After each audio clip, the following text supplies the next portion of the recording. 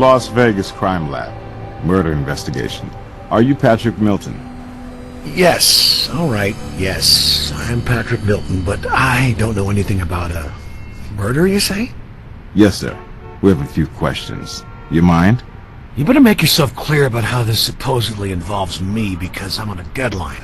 I'm an artist on commission here, and I have a painting to finish, and I'm trying to grab a window of solitude while these damn construction workers are on break, whatever they're doing. My God, the noise lately here.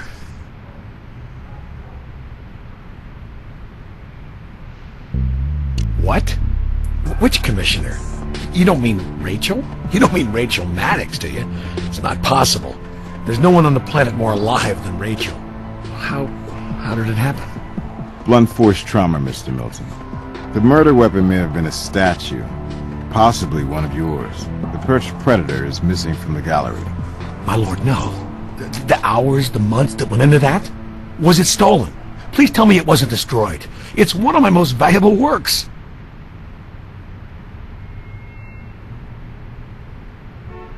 Well, right here, of course. I mean, I practically live in this studio. The demands on me as an artist are unceasing.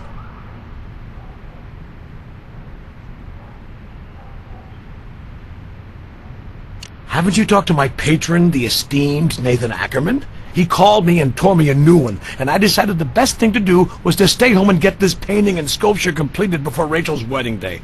I've been bunkered in here slaving ever since. My intention was to deliver everything tomorrow, right before the wedding. I couldn't see wasting time dealing with Rachel. There was a lot to admire about her spirit, her intelligence, but she was frankly the worst-tempered woman I ever met. The most difficult client I ever encountered. I figured the less contact with her, the better.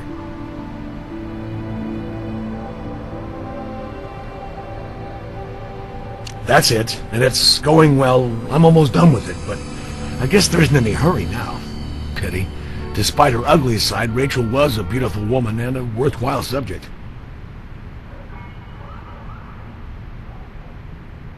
Actually, yes. The Maddox Stocks wedding commission is only part of what I have on my plate. And I've been battling headaches and back problems, what with all this horrendous construction racket going on, starting at 7 a.m., including weekends. Do you have any idea how difficult it is to concentrate?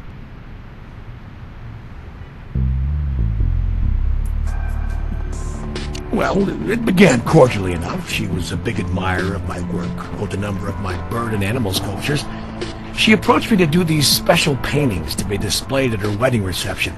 And I told her I rarely did the human form. I'm a nature artist, you see, and I have a knack for just slightly idealizing reality. Well, she did have her charming side, you know, and she said, well, I'm one of nature's best works of art. Are you up to capturing me? How could I turn her down? And the money wasn't bad either. And as I say, I would have delivered the painting and sculpture on time. Nick of time, but on time. Right at the reception ballroom. I'm almost done now. Did you contact Rachel or Ackerman to tell them about this change of plans? No. And before you condemn me as rude and egocentric, let me just say, you never had a deal with Rachel Maddox. You have no idea the hoops she made me jump through.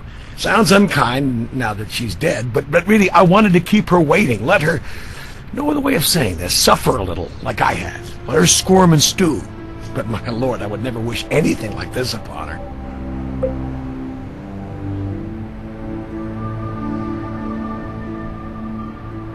In a word, rocky. She was a lovely girl, but rich and spoiled. At the beginning, she posed live for me. She was so demanding. Kept leaving her modeling pedestal to see what I was doing. Literally look over my shoulder. That, oh hell, that was just maddening. Finally, I just banished her from my studio. I'd already taken photographs of her in the desired pose, and these were sufficient reference. And photos don't talk back, nag, or interfere with the artistic process in any way.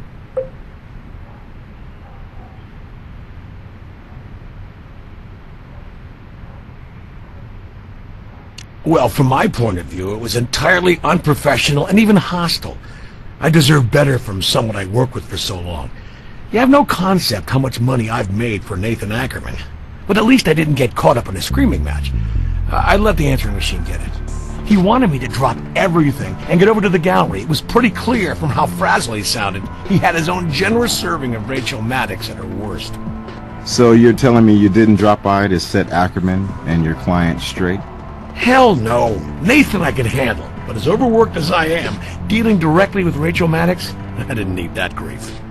Well, frankly, my intention was to avoid seeing her at all. She'd be at the wedding, and I'd be at the reception ballroom dropping off the art. Call me a coward, but you people never saw Rachel in full flaming bitch mode.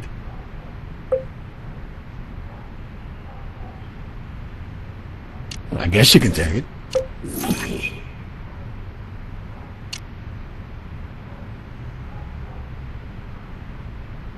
I usually use red sable, but I probably have a few squirrel brushes, yeah. The victim's clothing revealed a paintbrush hair. Then you consider that unusual in an art gallery. You have any idea how many artists work in this town? Hundreds. And you'll find thousands of squirrel hair brushes. Good luck to you.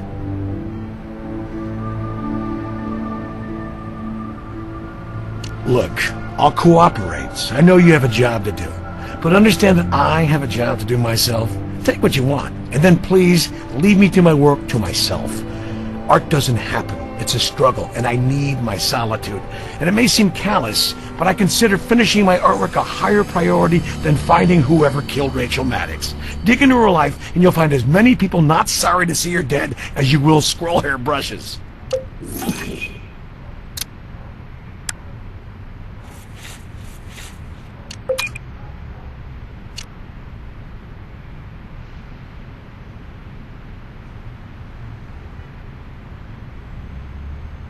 I live and work alone, but you already know I had no reason to leave until this artwork was finished. Haven't you been listening?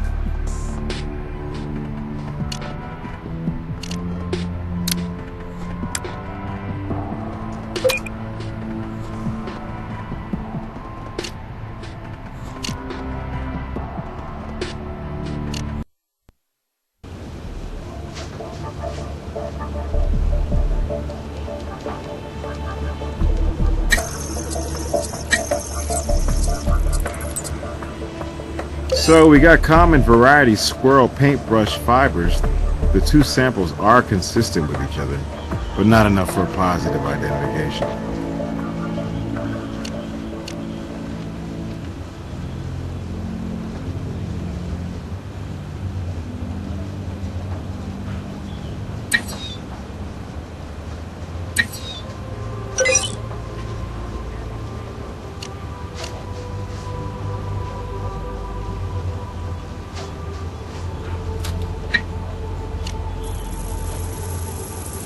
This paint is not common. It's probably a mix of multiple paints, which is why the database can't find a match.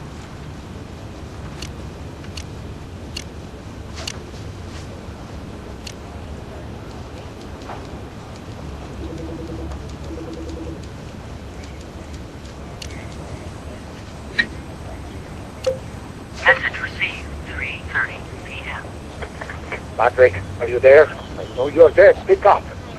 Damn it, Patrick. This unprofessionalism has to cease. Get on here with that painting and statue ASAP. And if they're not done, you come deal with Rachel Maddox. She's climbing the walls, not to mention my ass. Take half an hour and put some finishing touches on and bring that blasted art. We need her final payment today to cover up well, damages. Get down here. This witch is finding new depths of unpleasantness, and we have to calm her down somehow. And Patrick, if you're not here within the hour, my next call will be to my attorney to instruct him to sue your egotistical irresponsible ass. Understood? Wow, doesn't sound much like the host and ally we know. Sounds like Ackerman was on the edge.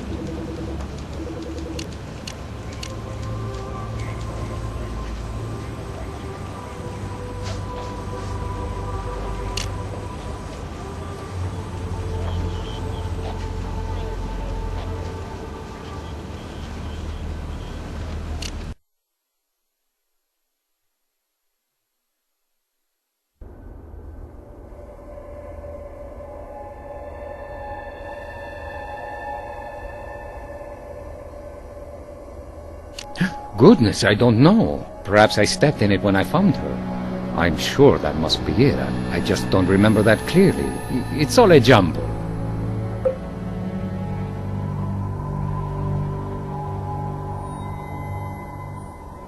I'm sorry, unless you have a warrant. I just can't allow you to go flinging your fingerprint powder around and spritzing your various sprays.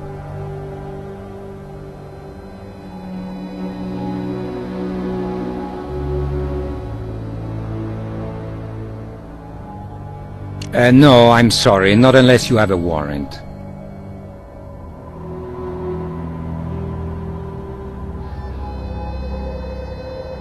Why wouldn't it be? I'm a hands-on gallery owner. And as it happens, I showed that very piece earlier today to a prospective buyer. Wasn't anyone else's fingerprint on there? No, just you, Mr. Ackerman. But that doesn't prove you took your own statue. Just that you touched that pedestal.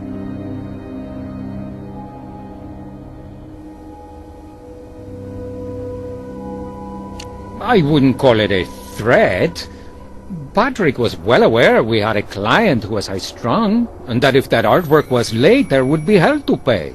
Well, why should I pay it?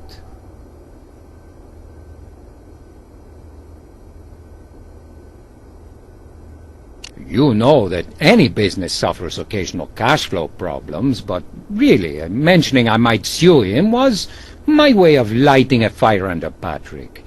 He is a fussy perfectionist, and I know he could finish up that painting and even the sculpture by deadline if he just got on with it.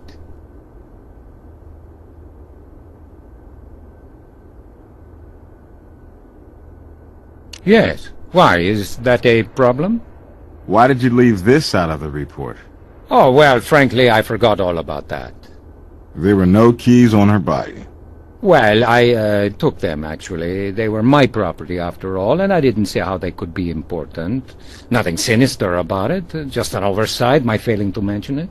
Surely you can understand I'm a bit flustered after all of this.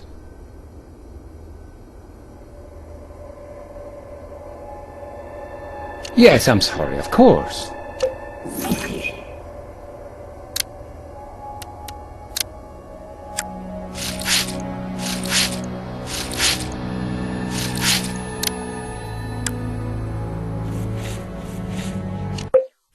Rachel's blood on the keys means they were near her when she was attacked. Could the killer have used them too?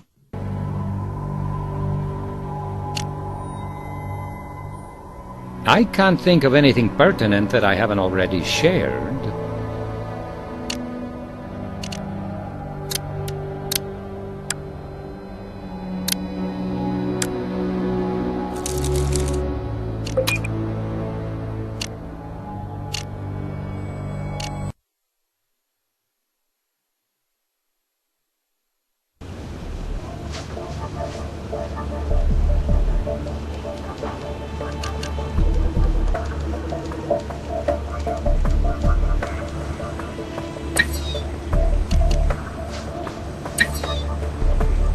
Rachel's blood is on these keys.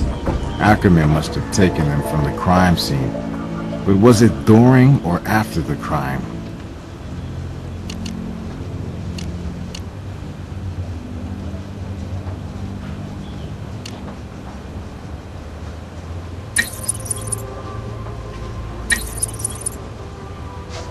This key has Rachel's print on it, so it's possible she opened that locked office before she died. I wonder if our Hawk statue took flight back there.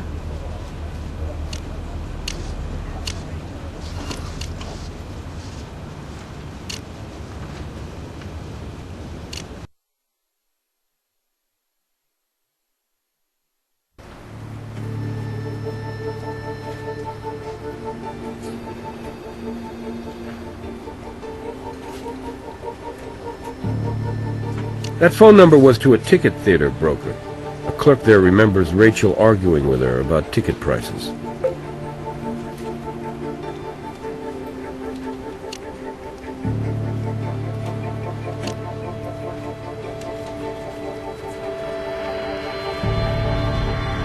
Okay.